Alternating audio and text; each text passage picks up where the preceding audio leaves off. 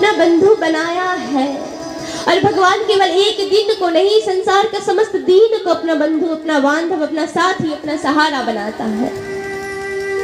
तो आज कहने लगे कौन है वो दीन बंधु, हमें उसकी गाथा सुननी है, हमें उसकी लीला सुननी है। तो लीला कहते परीक्षित ध्यान से सुनो। भगवान जब 64 विद्याओं को प्राप्त करने के लिए सांदीपनि मुनि के आश्रम गए थे ना, तब भगवान का एक मित्र दीन बंधु जिसका नाम सुदामा, ऐसा बंधु है भगवान का। किसी ने बहुत सत्य बात कही, हमने प्रथम या दूसरे दिन कही थी ये बात कि भगवान को यदि धन प्रिय होता तो सुदामा उनका मित्र ना होता। भगवान को यदि रूप प्रिय होता तो कुब्जा उनकी भक्त ना होती। भगवान को यदि जाति प्रिय होती तो विदुर उनका भक्त ना होता। भगवान को तो केवल भक्त प्रिय है। तो भगवान का एक मित्र है सुदामा, बड़ा दीन है, बहुत गरीब है। तो परीक्षित ने कहा तो हमें ये कथा सुननी है, इस दीन की कथा सुननी है, हमें सुनाइए।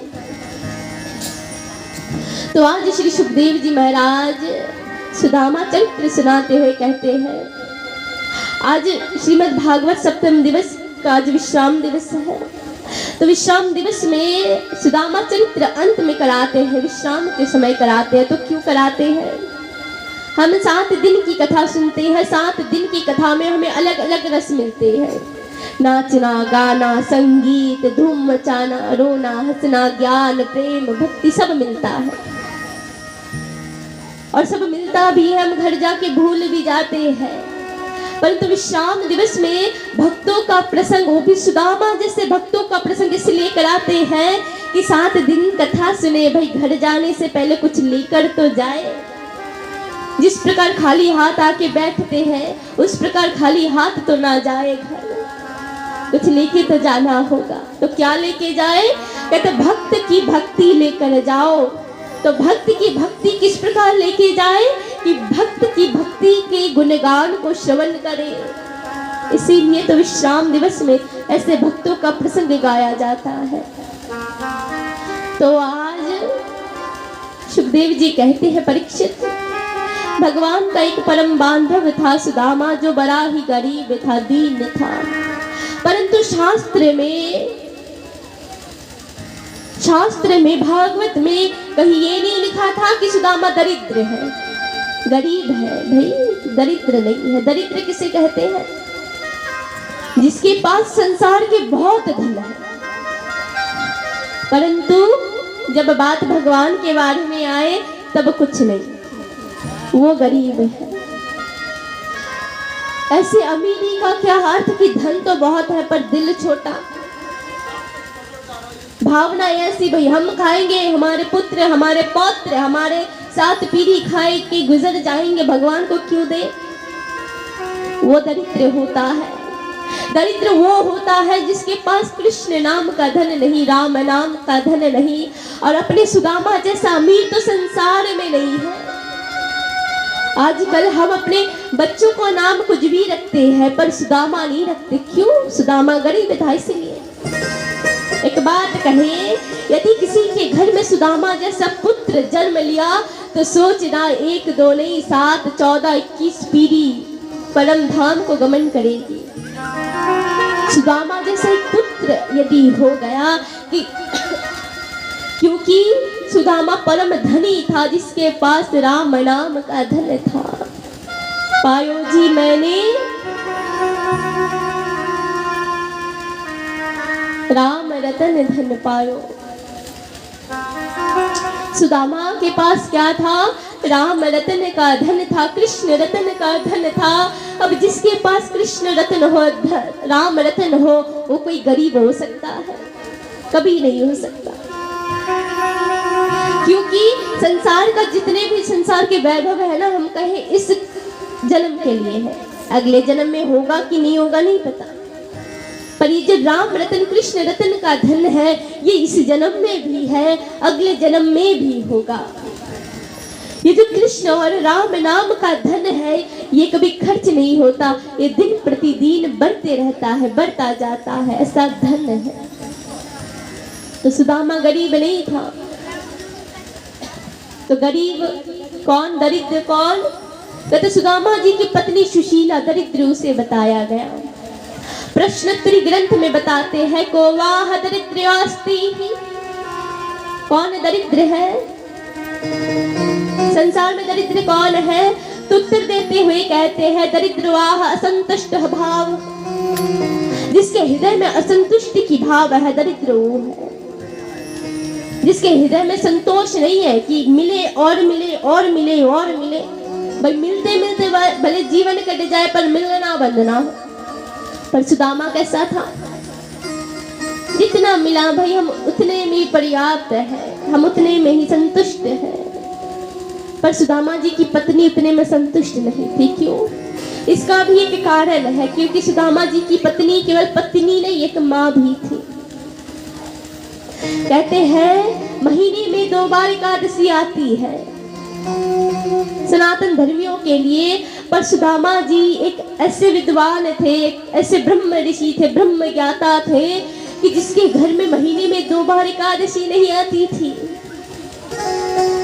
जब जब घर में अन्न नहीं रहता था, तब यदि बच्चे पूछे, अरे ओ मैया भूख लगी है, भोजन कहाँ है? तो सुशीला जी कहती है, पुत्र आज एकादशी है, एकादशी में अन्न का भोग नहीं करते, हम नहीं कर सकते अन्न का भोग। तो क्या करें? कहा कि एक काम करो, आज जल पी कर सो जाओ। दूसरे दिन यदि फिर से अन्न का जुगाड़ नहीं होता था, पुत्र पूछते थे, मैया आज तो बहुत भूख लगी है, तो माँ फिर से वही कहे, पुत्र आज एकादशी है। तो पुत्र कहे, ओ माँ तो बात बताओ ना, कितनी एकादशियां होती है, हमें और भूख सहन नहीं होती,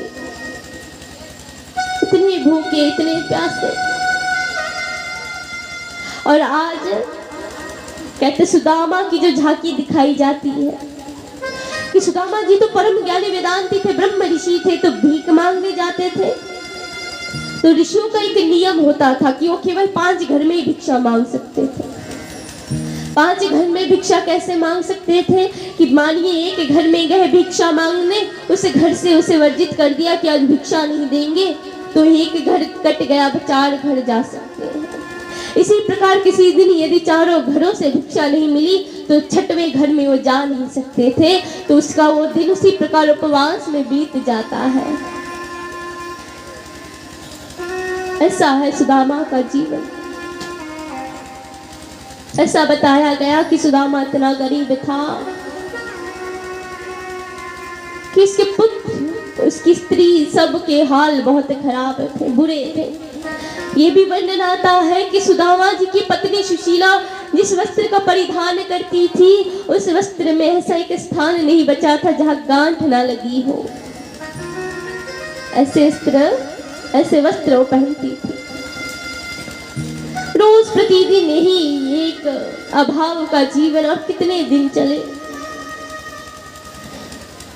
एक दिन सुदामा जी कहीं गए हुए थे, सुदामा जी कहीं गए हुए थे, जबकि ये भी कथा आती है कि सुदामा जी ने भगवान के चने को खा लिया था, तो इसलिए भगवान ने सुदामा को ये कहा था कि जब तक तुम कुछ नहीं मांगोगे हम देंगे नहीं। परंतु ये शास्त्र की बातें नहीं है। शास्त्र की बातें क्या है कि सुदामा जी की जो पत्नी थी सुशीला, वो कौन थी? गर्गाचार्य की इकलौती बेटी। गर्गाचार्य की इकलौती बेटी। गर्गाचार्य कौन है? जिसने गर्ग संहिता लिखी है, और गर्ग संहिता में जिसने कृष्ण का वर्णन है, जो यदि वंशों का कुल गुरु, वो गर्गाचार्य है। जब सुदामा जी का विवाह हुआ सुशीला से, तो 256 गाड़ी सोने चांदियों से भरकर आए थे, तो सुदामा जी ने इनकार कर दिया कि हमें दहेज नहीं चाहिए। 256 गाड़ी, हमें 1 किलो हम मिल जाए तो हम कहेंगे भाई पहले ले तो ले। ऐसे अमीर है सुदामा जी। सुदामा जी जिस आश्रम में रहते थे ना, सांदीपनि मुनि के आश्रम में, कथा आती है कि उस आश्रम के सामने से एक दिन दुर्वासा महर्षि गुजर रहे थे। तो सांदीप ने मुनि की पत्नी से पूछा, अरे ओ मैया भोजन के लिए कुछ है? तो उन्होंने कहा, गुरु माता ने कहा, महर्षि कुछ है नहीं भोजन के लिए। दुर्वासा ने सोचा कुछ है नहीं, चलो हम अपने धाम को जाते हैं। परंतु गुरु माता को ये ज्ञात नहीं है कि रात्रि को एक चोर आया था, एक पोटली लेकर, किसी बुढ़िया के चने को चुराया था, उस पोटली को लेकर आए थे सोना समझकर। जैसे ही देखे अंदर में चने हैं तो उसी में फेंक कर चले गए। दुर्वासा महर्षि आधे पथ तक गए और सोचने लगे, इतना बड़ा आश्रम है और खाने को कुछ नहीं, हो नहीं सकता। ध्यान लगाकर देखा तो एक चने की पोटली दिखाई पड़ी। तो दुर्वासा महर्षि कौन, जो इतने क्रोधी कि अनसुईया का पुत्र दुर्वासा महर्षि, जो शिव के अवतारी माने गए हैं, इतने क्रोधी तो उन्होंने शाप दे दिया कि जो भी इस चने का भोग करेगा वो श्रीहीन हो जाएगा। यह बात सुदामा ने सुनी, जो शाप मिला सुदामा ने सुनी थी और श्री गोविंद को पता था, बस दो ही लोगों को पता था और किसी को यह श्राप नहीं पता था। अगले ही दिन जब गुरु माता ने लकड़ी के लिए दोनों मित्र को भेज दिया, सुदामा कृष्ण को, कि तुम जाकर लकड़ी बीन के ले आओ, तो कृष्ण ने कहा, गुरु माता हमें जाएंगे, भूख लगी तो गुरु माता ने कुछ कहा कि कुछ है तो नहीं आश्रम में, चलो थोड़ा देख लेते। तो आश्रम में थोड़ा घूमे तो कहीं एक पोटली पड़ी हुई मिली।